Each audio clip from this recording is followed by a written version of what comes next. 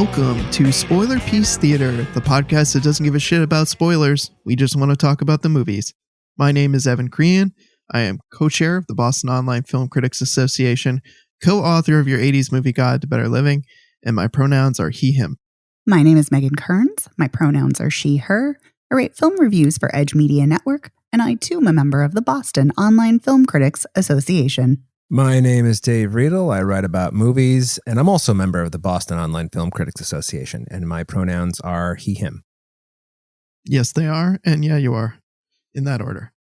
So, on this week's show, we've got movies, as usual, but before we talk about those movies, I want to let you know that over on our Patreon exclusive audio this week, we are talking about the 1938 film, The Adventures of Robin Hood. And as I said on the exclusive audio, why? Why not?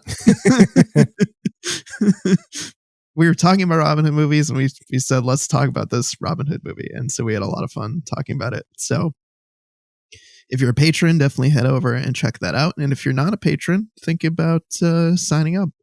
You get exclusive audio every week, like this week's episode. And there's other good stuff too, like you can vote in polls. As for this week's episode, we have 3 movies on the docket. First, we are going to talk about the anime film Belle. Then we are going to talk about A Hero. And we are going to close with Eternals, Marvel's Eternals, which recently dropped on Disney+. And so, in the name of Marvel completionism, we saw it and we're going to talk about it. But first, we're going to talk about Belle, which is an anime film, as I mentioned. It's written and directed by Mamoru Hosoda. Here's our short summary. It's Suzu is a shy high school student living in a rural village. For years, she has been only a shadow of herself. But when she enters I'm putting this in air quotes, a massive virtual world, she escapes to her online persona as Belle, a globally beloved pop singer. Yes. That is the story. Yes. Suzu lost her mother. Her mother died saving another child that was drowning, which was extremely tragic. And it's a real gut punch aspect of the film, of like her grappling with the loss of her mother and feeling very distant from her father. And so she, ends up, she's very shy, quiet, doesn't really fit in with her classmates, and she ends up joining this virtual world and becoming because she's always been interested in music. She starts singing there and becomes a pop singer, but then she also ends up falling into love, friendship with this other person in the online world who they call the Dragon and the Beast. And the movie then kind of takes on a Beauty and the Beast storyline within the virtual world, while the external factors are kind of like wrapped around and entwined in the Beauty and the Beast narrative. So that's, I think, the high points of the story that we need before we start digging into it. But so Megan and I saw this. Megan, what did you think of Belle? I absolutely loved this. Yeah. Absolutely loved it. It immediately, and I do mean immediately, from the very opening of the film, first frame, captivated me. I fell under its hypnotic spell. I loved the vibrant colors. I felt I was transported to another realm, kind of magical. I loved it. I loved the retelling of Beauty and the Beast. I loved, like you touched on, that the elements are there, a beautiful woman, a beastly man, a remote lavish castle that he lives in. Instead of cursed magical objects, there are these adorable AI creatures who call him master. They're very cute. Very, very cute. And they help not only him, but they also help Belle, or Suzu as Belle, when she's trying to look for him, to help him because he's being persecuted by this kind of group of superheroes who are like, kind of like the police in the virtual world. Right. And they want to out him or unveil him and show who he really is, because they say he's threatening the order and because he doesn't play by the rules. There's even a villager who's kind of with pitchforks seen, like going to his castle and burning it. But I love that it's telling the same fairy tale that we know so well, that has been told time and time again, but it's doing it in a very different way. And it's doing it while jettisoning the kind of icky abuse element and Stockholm syndrome element of having Belle be captured and staying there, because instead she's seeking him out on her own to check in on him and make sure he's okay, which is just a very different angle. And I really loved the characters. I loved the voice acting. And I also really was moved by the exploration of grief, not only of Suzu dealing with the death of her mother, but also of Dragon. And when we find out his identity, the tragedy that's going on in his life, and his brother's life. And I just think this film really explores media and identity and trauma and abuse and grief in a really fascinating way, in a really moving way. For sure. Yeah. It's visually arresting. It's stunning from the get-go. So many vibrant colors and incredible, design.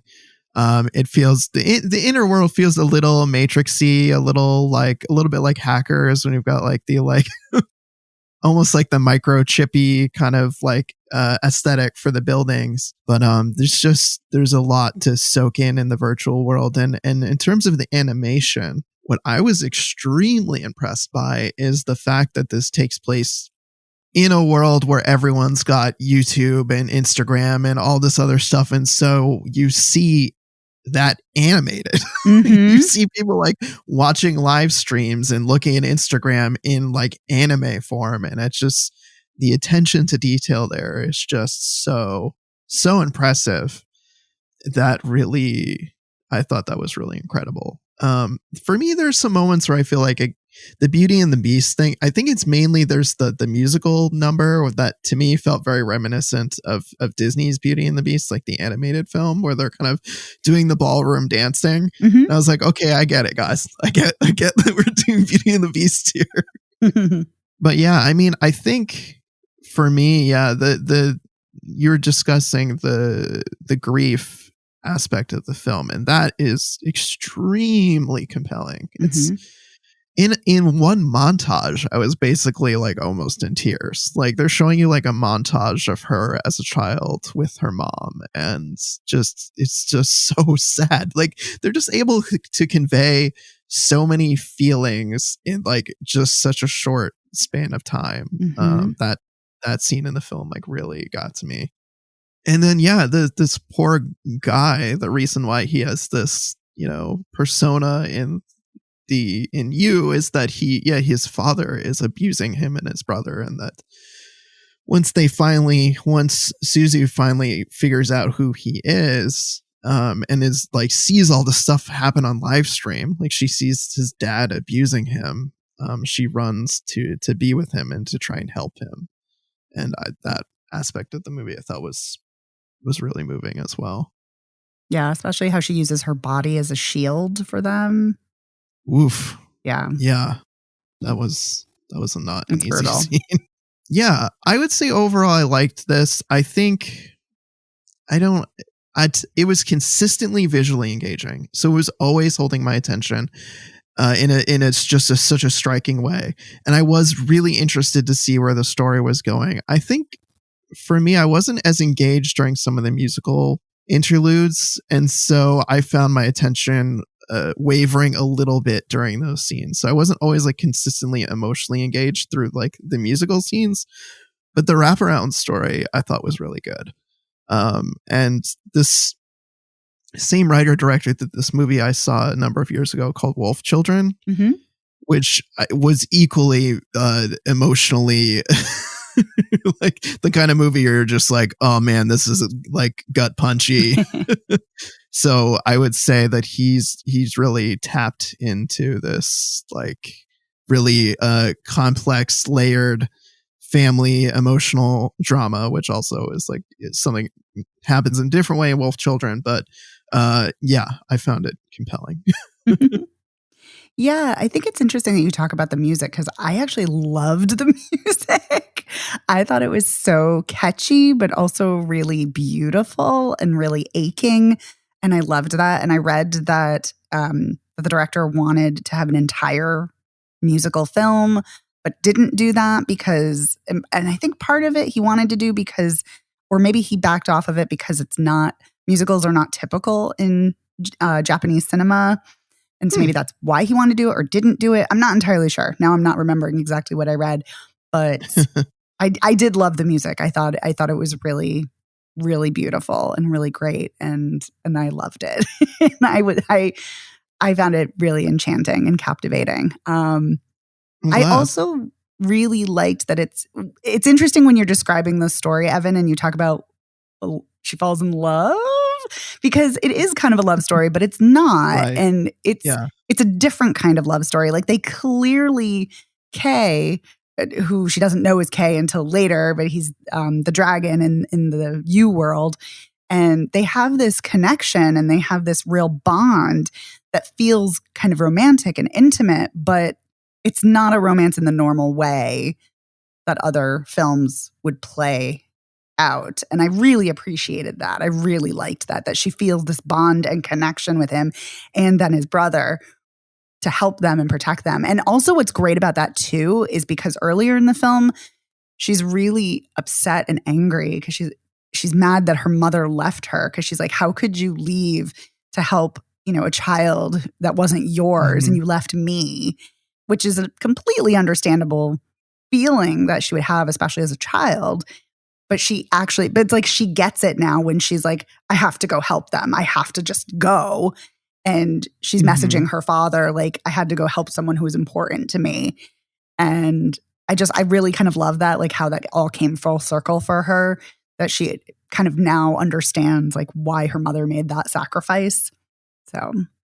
Yeah, I like that too. And the text conversation she had with her dad, where she was on a bus or a train, I can't remember. And he was like, you're a lot like your mom in a good way. Yeah. Like your mom, this is your mom. I know, like, you have a lot of like, I know we haven't always been close, and I know that like you have a lot of like lingering feelings about your mom and you're upset with her, but like she would be proud of you because this is like, you get this from her, like being strong and wanting to go help someone else and protect them. And I thought that scene was a text conversation, but still quite moving. Oh yeah.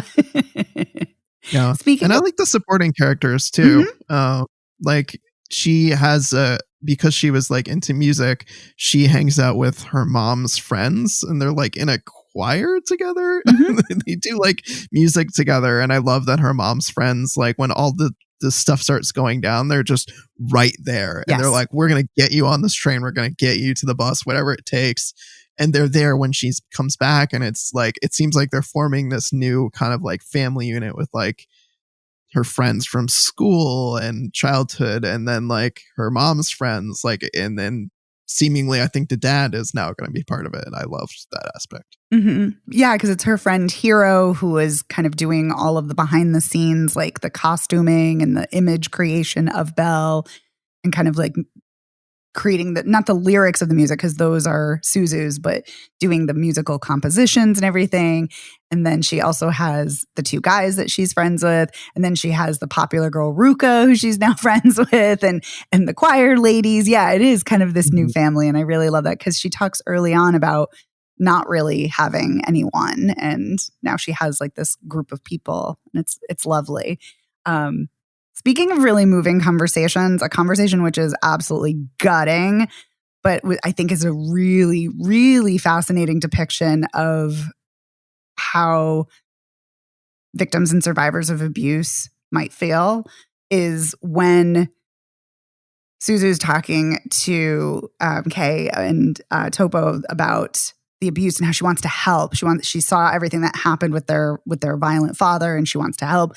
And he's like, everybody says they want to help, but they say like, oh, we talked to your father and he's different now. We took care of it. It'll be okay. And he's like, it never gets better. It never changes. And it just was extremely gutting, of course, but it also was a very pointed observation that abuse and violence don't go away that simply or that easily. And it's a much more complex and insidious problem. And I really like that an anime is, I mean, any film really, but especially an anime, it's like a musical, it's like a fantasy, sci-fi, but it's tackling this really horrible issue and in kind of a nuanced way. I just appreciated that scene. Yeah. I'm glad you brought that scene up because it is a very pointed commentary. And yeah, his anger is just so justifiable. Yeah, like everyone says they want to help, but like who's actually able to do something about this? Right. Because like as we learn when she arrives and the dad comes out, it's like he's not just gonna like be like, oh, you're a girl, I'm not gonna hit you. It's like, no, he's gonna hurt her too. You know, it's like and so, you know, he is an abusive person and something more drastic needs to be done than just giving him a talking to. Right. So, yeah. I love this film. But it's a weighty one. There's some deep issues going on. It's intense. Yeah, for sure. Yeah, and anime is so disarming in that way sometimes where it's like you can go in thinking you're going to have this kind of like light adventure because you're like, oh, look at the bright colors and the fun, you know, food the characters are eating in this scene. And then you just get walloped with like a 1-2 emotional punch about like, yeah, lost parents, abusive parents, all kinds of stuff that you're not expecting in a good way. Yeah, I was kind of prepared for that just from Studio Ghibli films. So I was not, just like, oh, it's going to be light. Although I thought maybe, but nope. Nope. If I thought that, I would have been dead wrong. Yeah. But at least when it's dealing with these intense issues, it's beautiful to look at. Yes, for sure. Yeah, it is start to finish. It is a visually striking and just gorgeous movie. So yeah, the use of light is just stunning. Anyway, it's just gorgeous, gorgeous, gorgeous. Yes, maybe we should move on to talk about A Hero. Yes. So Hero is the latest film by Iranian director Asghar Farhadi. It's written and directed by him, and to give you the short summary on IMDb, and which of course will not cover it all. So here we go. Rahim is in prison because of a debt he was unable to repay. During a 2-day leave, he tries to convince his creditor to withdraw his complaint against the payment of part of the sum, but things don't go as planned. Yeah, that's putting it mildly. Yeah, that's the understatement of the year. Yeah, that's the understatement. I mean, there's a lot of layers here. So Rahim had borrowed money from a loan shark to finance a business that his partner betrayed him. And then he had to go to his brother-in-law, who's now his ex-brother-in-law, to borrow the money to pay off the loan shark, which meant that his daughter didn't have a dowry. And so, yeah, it's a spiral of events that led to a lot of hurt feelings and a lot of really intense emotions. And then there's this idea that, Rahim has a woman who he met and has been seeing and he wants to marry, and she finds a bag with coins in it, and these gold coins that they can sell to pay back part of the debt, which is what he originally is getting out, and he's offering his creditors money, and then decides to give the money back to whoever it is, and the woman comes forward and they give it to her, and then the prison people are like, oh, this is such a sweet story, let's get it on the news. And then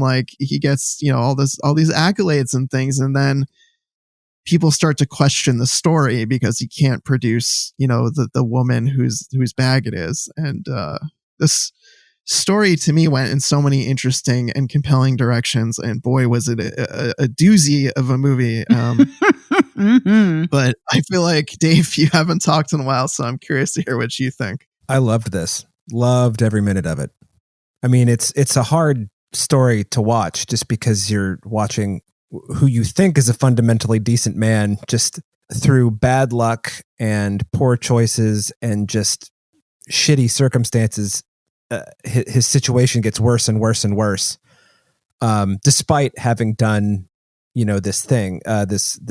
I mean, I don't know how you two felt, but when the woman showed up claiming, yeah, this is my bag and it had a broken strap, I was just kind of like, how is this going to end up? I don't think that this is the woman who this belongs to, but I don't know. I feel like, sorry, I'm just moving around in my chair, listeners. That's why I got kind of weird sounding there for a minute. I feel like I have seen 4 or 5 of Asghar Farhadi's movies, and they all kind of do this sort of masterful, oh, you think this story is just going to be about this thing, and then everything just builds and builds and builds and builds and builds and builds until there's this, like, in this case, crescendo of hopelessness. I honestly, Separation was the first movie of his that I saw, and honestly, I can't remember much about it now other than being riveted, but also kind of having the same feeling like, when is anybody going to catch a break in this movie? So never. Yeah. And in this one too, and it is a little bit, it's really too bad because Raheem is trying to do the right thing, but he's telling a bunch of lies while doing the right thing. And then, of course, there are all of these people in positions of power who have their own reasons to either have him alter his story. I mean, a lot of this is not his fault. Some of it is, but when like the prison, the guys who were running the debtor's prison are like, well, just say that you did. Don't worry about your fiance giving you the bag. You say you got the bag. And he's like, okay. And, when that happened, I was just like, this is not going to go well. And I don't think anything played out exactly like I thought it would, but I really appreciate how the performances he gets out of his actors. I mean, it's really just, I obviously don't speak Farsi, but I mean, Amir Jadidi is just like, you're watching him and you're transfixed by his performance. It's really kind of amazing how, even though in my case, you're reading subtitles, because you don't understand the language, you still just kind of understand it from how good the performances are, like the subtle changes. Like, I don't know if you noticed, but Raheem slowly over the course of the movie starts stooping his shoulders more and more. Yep. And it's just like, you can see that at the end of his release from this debtor's prison that he's just worn down. And I thought the little boy who played his son was just magnificent and just so heartbreaking in that scene when he's crying in bed and turns away from his dad. I just loved this. And even though it's very sad in a lot of places. Yeah. I also really enjoyed it. I suspect you might feel the same, Megan. Yeah, I loved this. Yeah, unfortunately, I have not seen a lot of Farhadi's films, but I saw About Ellie a couple of years ago, and it's very much the same way you describe his other films, Dave. Like, it's just this kind of one thing goes wrong, and then you're like, oh, okay. But then it just like builds and builds and builds and builds until it's just like one bad decision after another until it's just utter devastation. I think this is so sharply written, so incredibly well observed, incredibly well acted, just really an exceptional film. And I mean, the scene in the office where Raheem is talking to the guy who's supposed to be offering him a job, and he's got to corroborate everything, and his sister is there, and his son is there, and his girlfriend is there, but she's posing as the woman who lost her bag because he tried to find her and couldn't actually find her, and then the cab driver's there. That scene is so incredibly tense and just gutting because you see his desperation.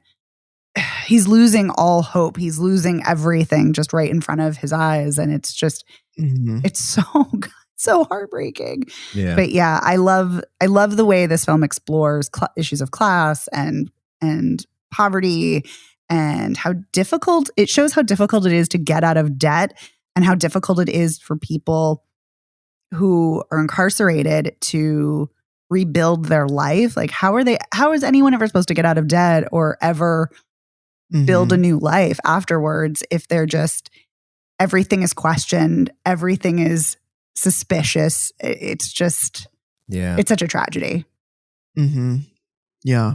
Yeah, this is an incredible film. I agree with you, Dave. There's just great performances all around. Everyone is just fantastic. I don't think there's a weak link in anybody in this movie. His son, I thought was particularly good, and there were scenes that were just devastating to me for his character because he wants so badly to help his dad, and he cannot due to his stutter, his speech impediment, but also just I feel for him because there's just no one there telling him, you're doing good, you're helping, like he just doesn't get any positive reinforcement, and that to me was just absolutely devastating to see play out. Mm-hmm. And yeah, I found the class commentary just really compelling. I mean, also just an interesting comparison of like the prison system. Is this takes place in Iran, or did they? I can't remember if they actually said at any point. Yeah, Mm-hmm. but seeing the comparison of like their prison system in this case versus like a US prison system, it's like people are wearing regular clothes, they're walking around within the prison, they're playing soccer, like it's still a prison, yes, but it's just like you think of all the ways that like prison could be a lot more humane to people, and they are in other countries. We have ours where everyone's like locked up in a cage and can't see or talk to each other. It's like, and building on what you were saying, right, it's like how do you come back from that? Like, it's like you get out. In this case, he has no money. He can't pay the guy back until he has a job, but he can't get the job because they're questioning his story. I know. And it's like, how is he ever supposed to move on, pay anything, do anything? Exactly. It's like, what purpose does debtor's prison serve? No, I mean, aside to keep poor people poor, you can't, I mean, I remember, this is it's sort of tangentially related, but part of the reason that, all the class stuff, Dickens explored in all of his novels is because he had to spend time in debtor's prison with his father when he was a child. And it's like, imagine, that like you were talking about, Evan, Raheem's son just sort of being not abandoned. That's not the right word because he has family taking care of him, but just his hopeless situation. He's watching all of these things happen to his father, and he can't do anything about it. And just, oh my God. And also just the fact that Raheem's ex-brother-in-law is just a fucking dick. I mean, he really is. Yeah. It's just like he so badly wants to just punish him. And it's just like the only way. It's like he won't, and he's like, oh, I'm not going to take like part of the money. It's like, really? Like, you'd rather take nothing? You'd rather take nothing and continue to punish this guy by keeping him in prison and not letting him move on with his life. Oof. Yeah. I mean, and then when you find out, it's like, yeah, as much of a jerk that he is, you find out that his daughter is upset about everything, so she was the one who likely sent that text message to the prison and stirred up, and then there's the video of him fighting his ex-brother-in-law, and just, oh my God, they released the video. It's one thing after another, but yeah, it's a really compelling movie on a lot of levels. Class, the idea of truth, and like what is the truth, and how people are very quick to turn on other people when they present even like the littlest hassle that they have to go through, like the charity that raises all the money, like, oh, now there's questions about the story, well, we can't like be associated with you. And it's just like just like people are not willing to go to bat for each other, or like to, what I mean. It's a situation that continues to play out throughout the movie, to the point where you realize like, oh, well, guess Raheem's just going to go back to prison and there's nothing to be done because like his just reputation is shot to shit over this whole situation. Yeah. And that scene at the end where he's just sitting in the doorway waiting, and you can see the door to the outside and you can see people coming and going. That was a fucking devastating final scene. Yeah. Mm-hmm. And the guy who is leaving and reuniting with his partner. Yeah. Mm-hmm. Yeah. But yeah, just a fantastic movie all around. Just great performances, really smart things to say about class, about truth, both literal and emotional truth. And I think the only other Farhadi movie that I can think of that I've seen is Fireworks Wednesday, which I also thought was an incredible film, and also I think a confluence of things going on at any given time. So yeah, just really strong storytelling and really just kind of striking, memorable stories that he's telling as a writer-director. Yeah. I just wanted to mention really quickly how much I appreciated the camera work in this. It seemed to me, whether it was intentional or not, that the camera was like a neutral third party just watching this unfold, but like it almost felt like it was a person watching it, not a camera watching it. Do you know what I mean? Mm-hmm. You know the difference? Yep. And I really just liked how in very unobtrusive ways the camera just follows the action, as if it's just somebody, you know, on the outside taking an interest in this story that's unfolding in front of whoever it is. Mm-hmm. I know. I just thought that was a separation. Feels like that too. I don't know his films well enough to know. Well, The Past doesn't feel like that at all. That's another one that I've seen off the top of my head. That feels like very traditional. You know, whatever. Yeah, I'm just gonna again chime in on what you both said. Just such a great movie. This is one of those times when I would implore people who are like, I don't want to read subtitles, just read the subtitles. You know, in fact, you don't even really have to, because you can just kind of tell what's going on by the level of heartbreak that everyone is showing on screen at any given moment. So. Yeah, Dave, I really love your observation about the stooped shoulders and how he just keeps like lurching forward and shrinking smaller and smaller, because I think it is such a stellar observation and so true. And you're right, the nonverbal acting is just right up there with the verbal execution as well. Yeah. So well done. So heartbreaking. Mm-hmm. Yeah. And I loved your comment about the camera being very observational. Mm-hmm. That was something that struck me early on, especially when Raheem goes to see his brother-in-law at the archaeological site, and we're watching him walk up just like a million stairs in the scaffolding to get up there to see him, and you're just passively watching go up the stairs, another flight of stairs, like looking up like, oh man, is he gonna get there eventually? How many stairs does this guy have to take to get there? A lot. Yes. And then he ends up, I think, immediately going back down them, but that's true. He does. Oof, man. Yeah, really just a fantastic movie. Was there anything else that either of you wanted to say? And I feel like I've said many things, and now I'm kind of like looking at my notes like, no, I think I covered it. Yeah, I think I said everything I want to say too. Me too. Awesome. So let's talk about Eternals, Marvel's Eternals, which recently debuted on Disney Plus. It is directed by Chloe Zhao, who folks may remember from Nomadland, and most recently, she wrote and directed it. Also written by Patrick Burleigh, Ryan Furbo, Kaz Furbo. Story credit.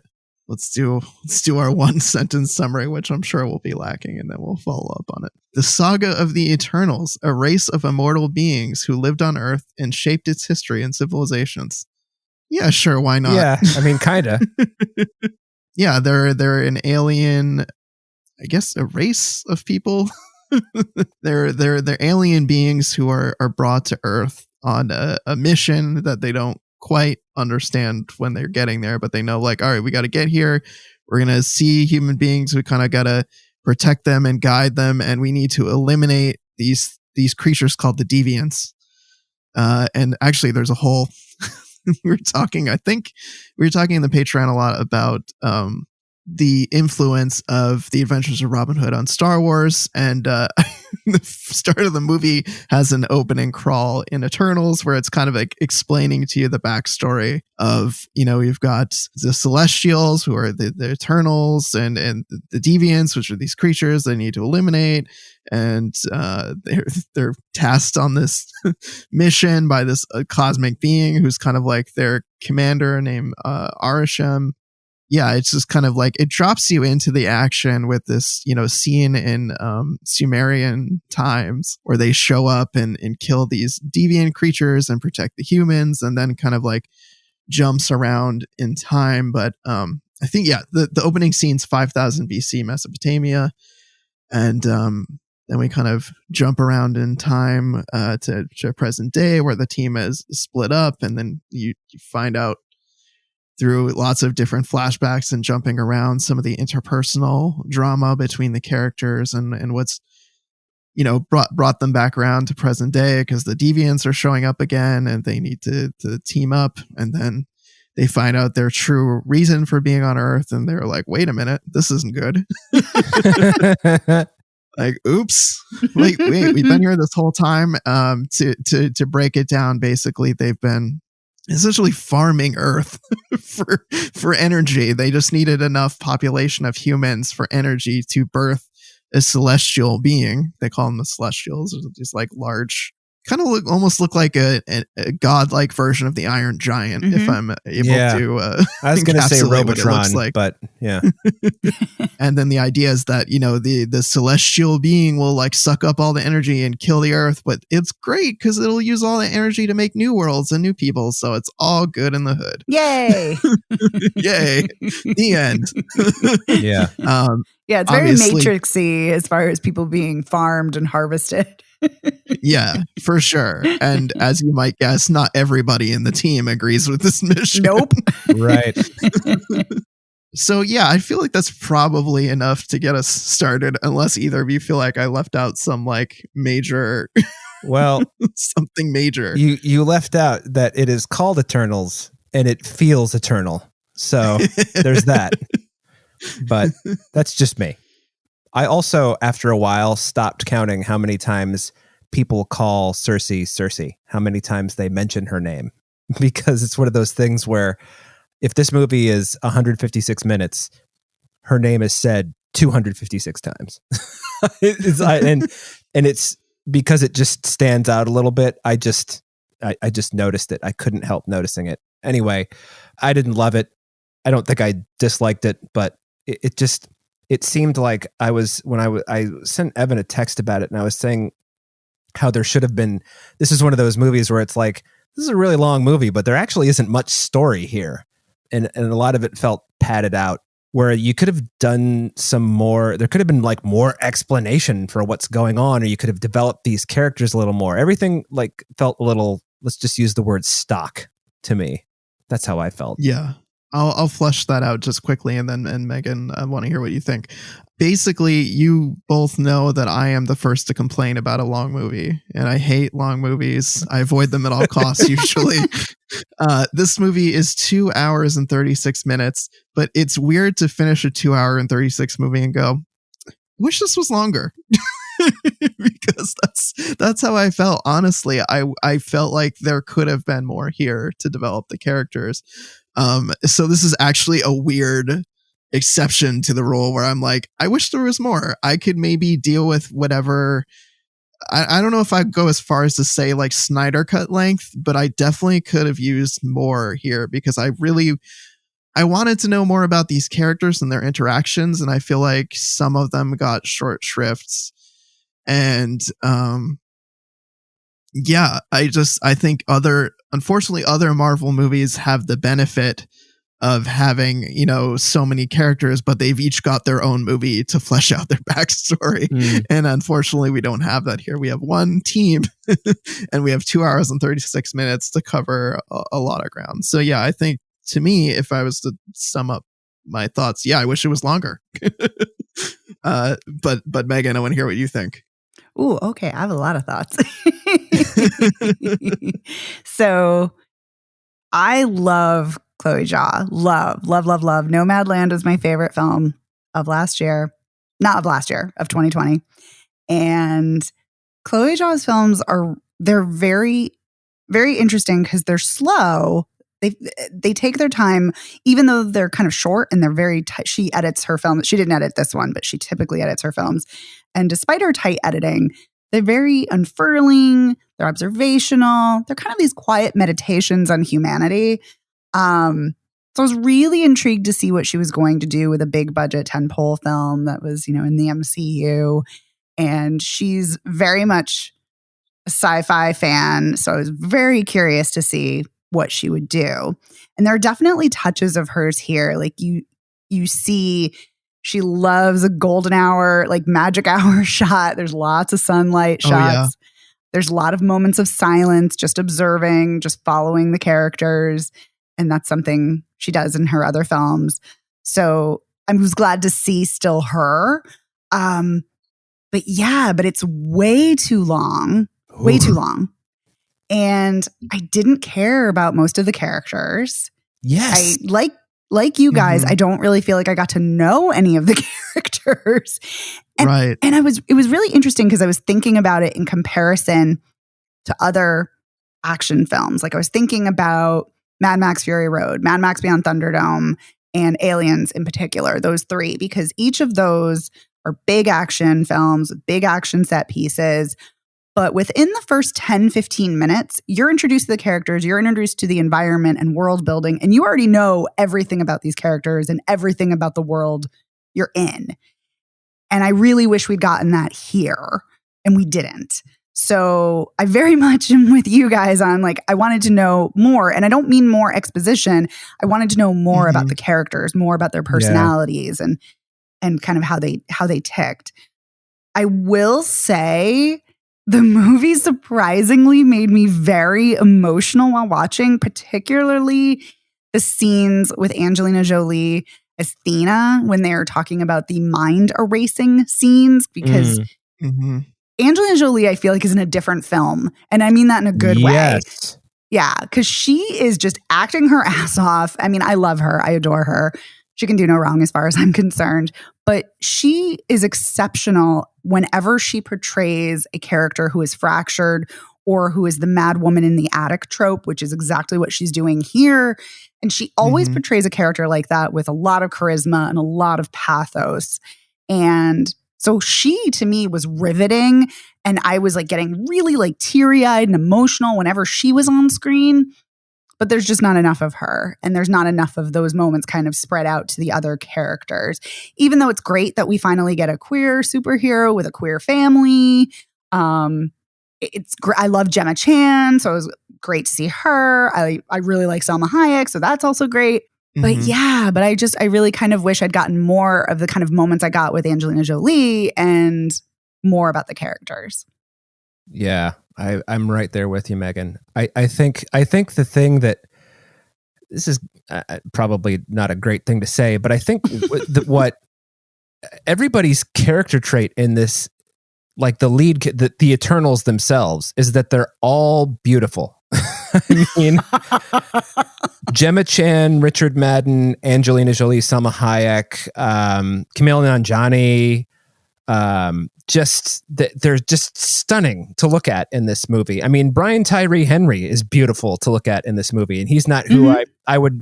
I mean, he's a good-looking guy, but I wouldn't be like, boy, but everything is just like, look at how wonderfully beautiful and awesome these beings are. By the way, I also really liked Brian Tyree Henry's performance. He was really good. Yeah, I like him in pretty much everything, but I thought that Cersei was kind of through no fault of Gemma Chan's, but just kind of a weak main character, because she just reacts to shit. She doesn't do anything until the very end when, she turns a deviant into a tree at one point, or whatever she turns it into. And they're like, how'd you do that? She's like, I don't know. And then she's just like, oh, if I put my hands on top of the Celestial, I can freeze it. It's like, why? Why can you do that? I don't understand. Yeah.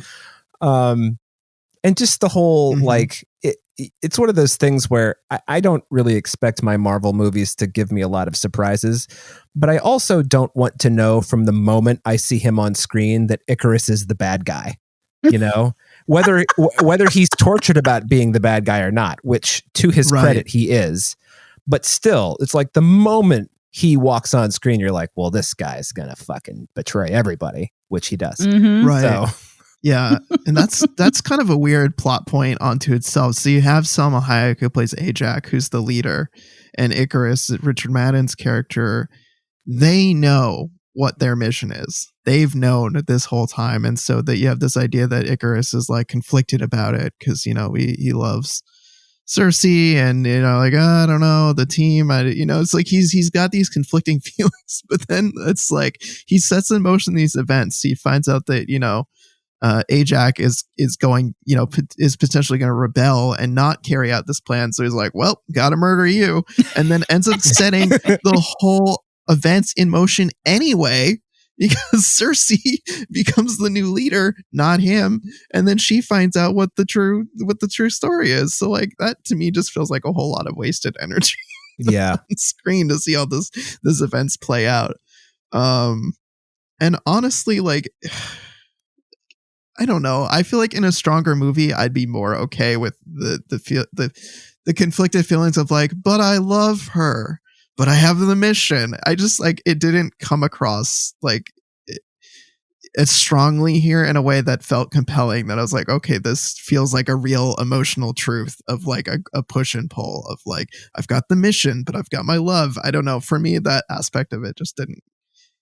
It didn't work, even though I'm not opposed to that plot. Like, you know what I mean? Like, I'm not opposed to that plot line, but sell me on it more. And I just feel like the movie didn't sell me on that more. Like, it's like he seemed pretty sure that he was going to carry out this plan anyway, even though like everyone else on the team was like, nah, bro, I don't want to do that.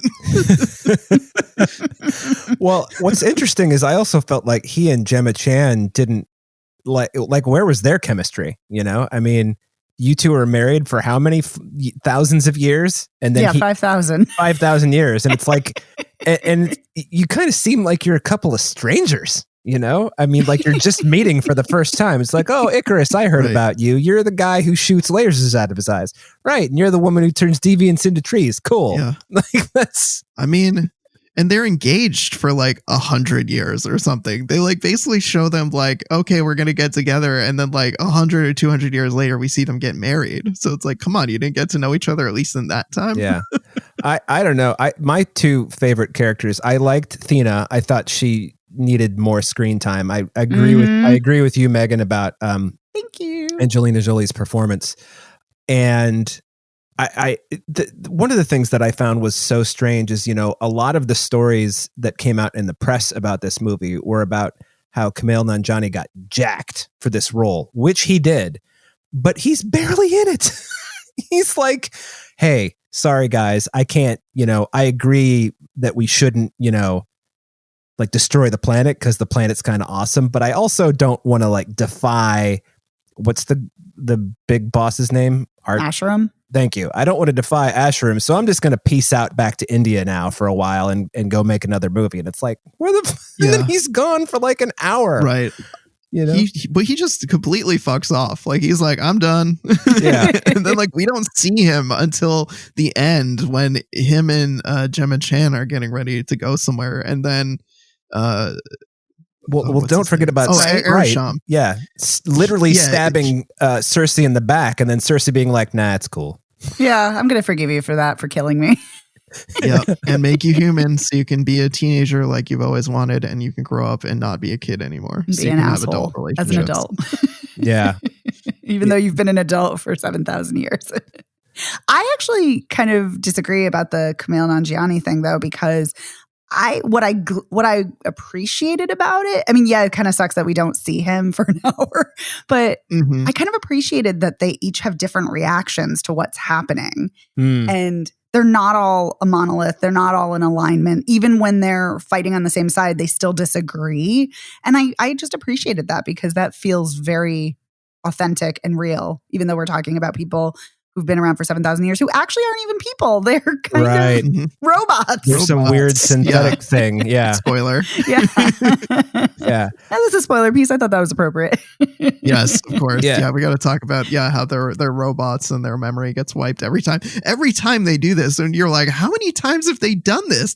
Right? We've seen them in this loop for 7,000 years. Which, by the way, and the thing that really irks me throughout the movie is their timelines are like way out of whack. Yeah. There'll be times where like we've been together for like 5,000 years doing blah blah blah, and you're like, no, wait a minute, that doesn't add up. There are like multiple times where you're like, shouldn't the people know their own like timelines better? Yeah. I also like was interested. I mean, here's the thing, what's the actor's name? Is it Barry Keoghan? Is that his name? Who plays Druig? Yeah. Who usually plays like, in The Green Knight, he was kind of a creep, and he was kind of a creep in The Killing of a Sacred Deer. And I saw him in something where he wasn't a creep, and I was very surprised. Anyway, I really liked his character, how he was just like not on board. He's like, hey man, I can totally like make humans do like cool shit, and you won't let me, And kind of the same with Brian Tyree Henry's character. He's like, no, if I give him the right technology, fucking A, So it's just like, I wanted more Barry Keoghan just because you see him where he's kind of like set himself up in that village where he's just got these people like doing collective work in farms and doing, obviously he's kind of running things and not really giving them free will. But at the same time, it's not bad. It's just kind of like, I want to know more about how that guy operates and how his brain works, just because like there are several times when he's like, nah, I'm just going to give everybody the same thought, which is this. And they're like, no, you can't do that. And he's like, well, okay. And then he goes and fucks off somewhere, No, I hear you. Cause like, I also wanted to know more about, cause I love Lauren Ridloff. I think she is such a fantastic actor. So me too. I wanted more of her as Makari. By the way, I really love that she's an eternal being and she's deaf. I think that's fantastic. That's great. I love that we see sign language. It's amazing. Great. But yeah, I wanted more of her. Yeah. And we don't really get that much. And she and Barry Keoghan are really close, and it might be romantic, might not be, but they have this really interesting connection, and we don't see more of that. Yeah, I mean, trust me, as much as I love a Game of Thrones reunion between Robb Stark and Jon Snow, I think we needed more of other characters rather than Richard Madden so much. Yeah. Yeah, I agree. I would love to see more of those stories fleshed out. I mean, I loved Gilgamesh as a character. Yes! I mean, I love that actor. Yeah. What's his name? Ma Dong. Well, Suk? in this movie, Is that he's his credited name? as Don Lee. So Don Lee. Yeah. But yeah, I loved him in Train to Busan, Yes. and I thought he had an equally blaze of glory kind of death in this one. But I was still sad that he died. I'm like, no, I want to see him in more of the movie. Me too. I don't want him to be like the guy who dies valiantly. And relatively early on. Yeah, and he does die early on. It's Yeah. kind of like the same way, like, Charles Dance is cool in Alien 3 and he's dead in 25 minutes. You're like, fuck. Kind of how That is true. Kind of how I felt about Gilgamesh is like, this guy is cool and his thing with Theta is cool. He's dead. Yeah, that was a bummer. What did you guys think of Kingo, Kumail Nanjiani's valet? I've seen him in a million things, but I he's a fine actor. I can't remember his name, but I thought it was an interesting character, just in the sense that he learns that, or he knows already that Kingo is an Eternal. I can't really remember, but yeah, he does. When he meets the rest of them, he's like, "Oh, so you're all like this? Ah, cool." I sort of like that. There are some people who are just like, "No, all right, I get it. You're Eternals, fine." And then there are other people who are like, "What?" So I don't know. I mean, at this point, though, considering Thanos wiped out like tons of people, That's true. And there's superheroes running around for like decades, I would hope people were a little more chill with it now. Yeah. I also like the explanation when Gemma Chan's boyfriend, who is played by Kit Harington, I think, her human boyfriend, Jon Snow. Yeah. How he's like, once he finds out she's an Eternal, I think it's who's like, why didn't you interfere with like Thanos' plan to like snap away half the universe? And Cersei's like, well, we were told by Arishem that we weren't supposed to, get involved in that kind of shit. It's like, really? You're supposed to like farm humans, but you can't stop them from wiping out half of the power source that you need to create the Celestial? Seems like Arishem. Thank you. Yeah, seems like Arishem might not have been cool with that. I don't know. That is my huge problem too, because I'm so glad that they addressed it, because that was a big conversation happening before the film even came out, when it was announced. Like, well, wait a minute, what were they doing when Thanos was around? Why weren't they there? So I'm glad that they address it. But once we find out it's human farming, I'm like, well, wait a minute. That means that the Celestial could have been born a lot sooner. Wouldn't that have been a good thing? Like, why wouldn't Arishem have wanted them to get involved? So yeah, I agree with you. Plot hole. Yeah. Thank you. I'm glad there was a line to try to address it, but it was a pretty weak sauce explanation. Did not work for me. I'm like, yep, no, still doesn't add up. No, because it doesn't. Plot hole. Yeah, the thing I want to say about this film too is that this really reminded me in many ways of The Old Guard, which I loved, because it's another sci-fi film about immortal superheroes. And they're dealing with a lot of similar themes, particularly in kind of the weariness and weight of living for so long and witnessing so much death and cruelty and harshness. But that film, and not that they need to be compared, but I really enjoyed that one so much more, because I really got a sense of who the characters were, and they felt like real stakes. And I just wish there had been more of that here. Yeah. I'm right there with you. I agree that Old Guard did a better job with that. I mean, there were attempts, like the Brian Tyree Henry Hiroshima scene where he's like, no, I gave them this technology and they used it to slaughter people. I think that was a great idea. I didn't think the execution was very good. I agree. And I can't quite put my finger on why it didn't work, because I feel like it should have worked. But I felt the same way. Like, I was like, oh, I'm supposed to feel something here, but I'm not. Yes. Yeah. Slightly absent emotion should be here. I don't know if it's the way it was shot. It felt like it was like very close up in a way that I don't know. Something about it just felt disingenuous, even though I'm like, okay, logically, like, there should be a reason to like be upset with humanity. Although, if he's given humanity a lot of technology, he would have seen a lot of death. And I'm not discounting the atom bomb being like a giant step up in the war game, but it's like there was plenty of other war technology, and a little thing that just happened called the Holocaust that probably maybe should have had some kind of impact on his psyche as well. Yeah. I mean, I was like, if you want to explain it, I guess. I mean, he's the one behind technology more, and the atom bomb is kind of the ultimate technological destruction weapon. I don't know. I know what you're saying. I completely get what you're saying.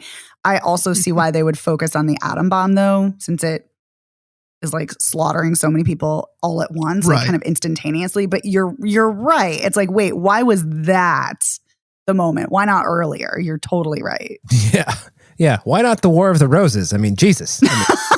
Why not the 100 Years' War? It went on for 100 years.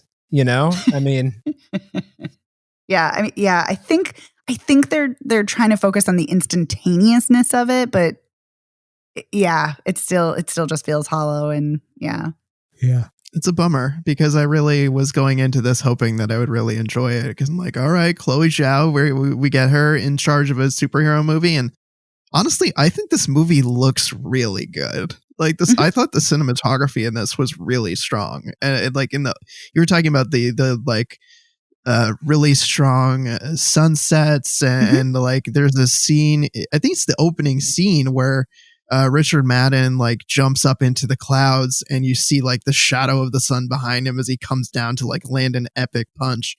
And like, this movie looks really good throughout, and I was just like really impressed by it visually. And I just wish that the rest of the movie kind of like rose to meet that level.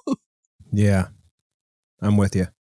Yeah, I will say I kind of would have liked to have seen her cinematography partner Joshua James Richards, who she usually has with her as her DP on this, but I understand why they would go with someone who is an MCU DP, but it makes sense. But yes, but regardless, I still think this looks really good. And I actually did kind of enjoy this. Like I didn't dislike it. I didn't love it, but I thought it could have been a lot better. But I was also like, yeah, I like parts of it. Liked it enough.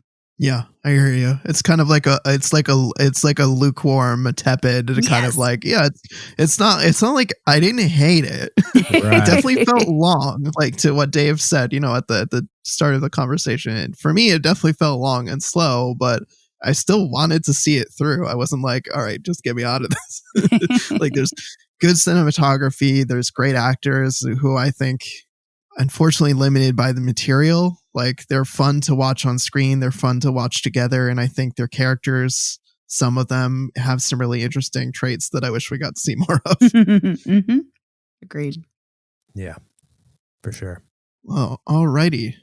Did we have anything else we wanted to cover with Eternals? I did not. Nope. Cool.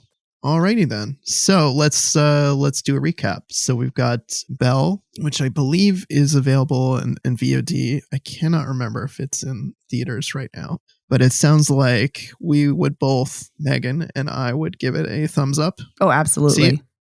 Yeah, I would say see it as well. A Hero, I think that's going to be on Amazon Prime. And I'm going to guess that we would all recommend it. Oh, most assuredly. Absolutely. Yeah. It is enthusiastic endorsement, I think, all around. And then we have Eternals, which is on Disney Plus.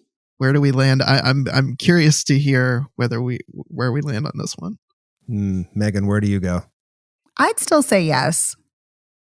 I'd say if you're a Marvel completist, then for sure. Otherwise, Yeah, I would say if you're a Marvel completist or a Chloe Zhao fan, it's very different than her other films, but it's like I said, it's interesting to see what she's doing with a big budget film. So I would still say it's worth seeing for that.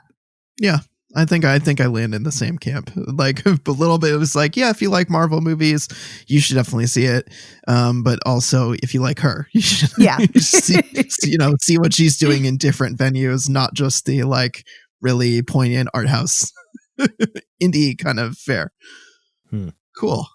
All right, so that wraps up another episode of Spoiler Piece Theater. Wanted to say a huge thank you, as always, to our editor Otto Clammer.